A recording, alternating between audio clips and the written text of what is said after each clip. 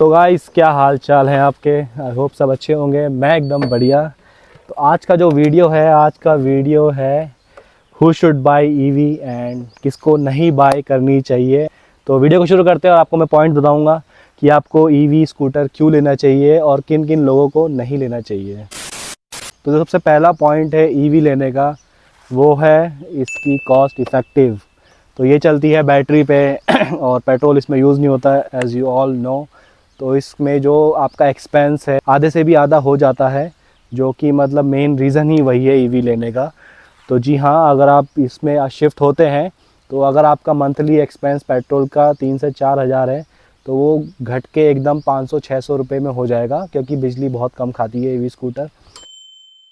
तो जो second point है वो है इसकी मेंटेनेंस। तो एक पेट्रोल आप अगर टू व्हीलर लेते हैं तो उसको मेंटेन करना कितना मुश्किल होता है वो आप जानते ही हैं। उसमें आपका सर्विस कॉस्ट हो गया, कई चीज़ें होती हैं लाइक चेन स्प्रे वगैरह, और काफ़ी चीज़ें आपको मेंटेन करनी पड़ती है। बट एक ईवी स्कूटर में वो सब चीज़ें नहीं होती।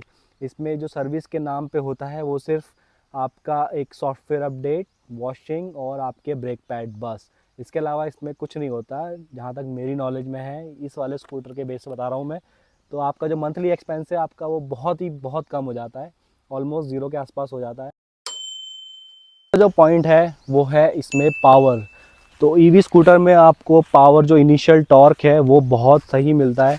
मतलब अगर आप जाएंगे 0 to 50-60 तो आपको एक बहुत अच्छा टॉर्क मिलता है और एक स्मूथ राइड मिलती है। कोई वाइब्रेशन वगैरह कुछ नहीं, एकदम स्मूथ चलता है। तो काफ़ी मतलब कंफर्टेबल राइड होती है और काफ़ी मज़ा आता है चलाने में एक ईवी स्कूटर को, और आपकी बॉडी बिल्कुल नहीं थकती। नेक्स्ट जो पॉइंट है वो है एक सेल्फ सेटिस्फेक्शन, कि आप ईवी चला के अपने इन्वायरमेंट को हार्म नहीं कर रहे हैं। अब इसमें भी बहुत सारे लूप होल्स हैं और बहुत सारी चीज़ें हैं, क्योंकि एज़ वी ऑल नो, सब बोलते हैं green energy, but in our country electricity produce होती है वो कोल से होती है। तो इसमें भी आर्गुमेंट आ जाता है कि तुम कोल जला के इलेक्ट्रिसिटी बना रहे हो और ईवी यूज़ कर रहे हो। तो इसमें सेटिस्फेक्शन तभी मिलता है अगर आपके घर में सोलर पावर लगा हो, तो आप उसी से चार्ज, तो उस केस में ये बेस्ट इन्वेस्टमेंट है, जिससे आपका एक्सपेंस ज़ीरो हो जाएगा और आप एक इन्वायरमेंट फ्रेंडली भी आप चीज़ चला रहे हो, जो आपको एक सेटिस्फेक्शन देगा अंदर से कि मतलब मैं प्रकृति को हार्म नहीं कर रहा हूँ। तो ये भी एक सबसे मेन रीज़न यही हो जाता है ईवी लेने का, और मेरा पर्पज़ भी यही है ईवी लेने का, कि मतलब इन्वायरमेंट फ्रेंडली है और कॉस्ट इफ़ेक्टिव तो है ही। नेक्स्ट पॉइंट हो जाता है रेंज। मेरा स्कूटर अभी पुराना हो चुका है एंड इसकी रेंज है कंपनी के द्वारा 120-130, बट जो मुझे रेंज मिलती है वो 100 है, जो कि मेरे लिए इनफ है। बट जैसा कि टेक्नोलॉजी ग्रो कर रही है और इसकी रेंज बढ़ती जा रही है, तो रिसेंटली ओला ने एक अपना टू व्हीलर अनाउंस किया है जिसमें 500 किलोमीटर की रेंज मिल जाती है आपको। तो आने वाले टाइम में रेंज की एक जो एंजाइटी है वो भी ख़त्म हो जाएगी और रेंज भी बढ़िया हो जाएगी। आप एक बार चार्ज करो हफ्ते में और आपका पूरा हफ्ता मस्त चलेगा।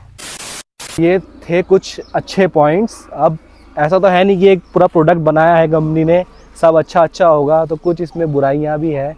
ये पॉइंट्स उनके लिए हैं जो मतलब ईवी लेना चाहते हैं बट कुछ उनके अंदर कुछ डाउट है, तो मैं वो डाउट थोड़े क्लियर कर दूंगा। तो ऐसे लोग बिल्कुल ना लें जिनको ये सब चीज़ें प्रॉब्लम आएगी फ्यूचर में। तो जो सबसे पहला पॉइंट है वो है रेंज एंग्जाइटी। तो रेंज एंग्जाइटी क्या है कि जैसे आप अपना मोबाइल चार्ज करते हो, आप 100% करते हो, जैसे 50% होता है तो आपको एक एंग्जाइटी होती है कि यार 50 हो गया, तो अब इसको मैं फुल कर देता हूँ फटाफट से। तो वो प्रॉब्लम जिसको होती है तो वो ये स्कूटर ना ले। ऐसा कि कोई बड़ी प्रॉब्लम नहीं है, एडजस्ट हो जाता है बंदा धीरे धीरे। बट स्टार्टिंग में मुझे भी होती थी, जब ये 50 होता था मुझे डर लगता था कि अब ये कहीं रुक ना जाए, ये सो वो। बट टाइम के साथ अब मुझे उसकी एक्चुअल रेंज पता चल गई कि अगर 50 हो रहा है तो ये कितना और जा सकता है और मैं कितना और ट्रैवल कर सकता हूँ। तो ये वाली एग्जाइटी मेरी भी धीरे धीरे ख़त्म हो गई। बट किसी को अगर ये चीज़ ज़्यादा होती है तो I will say don't by this. आप पेट्रोल में ठीक है, अपना जब ख़त्म हुआ तेल भराया चल दिए। तो ये है एक इसका नेगेटिव पॉइंट। तो नेक्स्ट जो पॉइंट है, नेक्स्ट पॉइंट रिलेटेड करता है रेंज एंग्जाइटी से, क्योंकि इसको अगर लेते हैं तो तो आपको मेक श्योर करना होगा कि इसको टाइम टू टाइम, जैसे आप अपना फ़ोन चार्ज करते हैं, आपको ये भी चार्ज करना पड़ेगा। अगर आप कहीं जा रहे हैं तो उससे पहले आपको प्लान करना पड़ेगा कि मतलब अगर मुझे कहाँ जाना है और मुझे चार्ज लगाना है इससे पहले। तो ये एक चीज़ है, तो आपको प्री प्लान करना पड़ेगा कहीं भी जाने से पहले।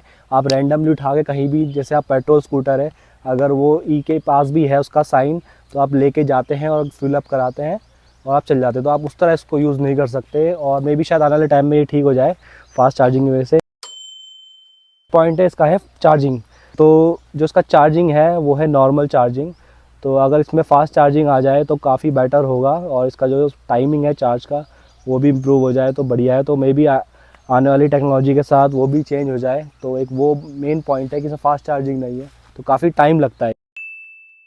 एंड जो इसका लास्ट जो मेन बड़ा पॉइंट है वो है इसको इंडिया में चलाना। तो ये एक ईवी स्कूटर है और एकदम साइलेंट है, तो जब ये रोड पे चलता है तो बिल्कुल आवाज़ नहीं आती। और इंडिया में ईवी स्कूटर ड्राइव करना बहुत मुश्किल हो जाता है, क्योंकि यहाँ पे लोग हॉर्न बजाते रहते हैं। तो हाँ, एक सरदर्दी वाला काम हो जाता है, लोग देखते हैं बट लोगों को पता ही नहीं चलता।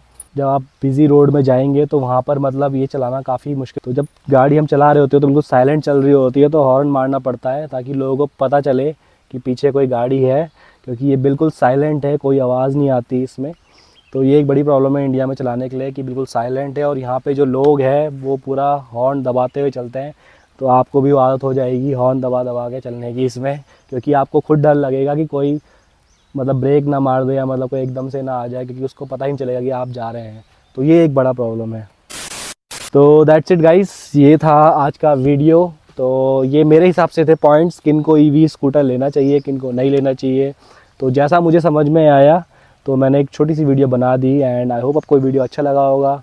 तो वीडियो अच्छा लगा, चैनल को सब्सक्राइब करें, वीडियो को लाइक करें, एंड आपके कोई भी डाउट्स है तो आप कमेंट में लिख के बता सकते हैं। मैं कोशिश करूँगा उन पर भी मैं वीडियोज़ लेके आऊँ। So thank you so much for watching my vlog. See you in the next video.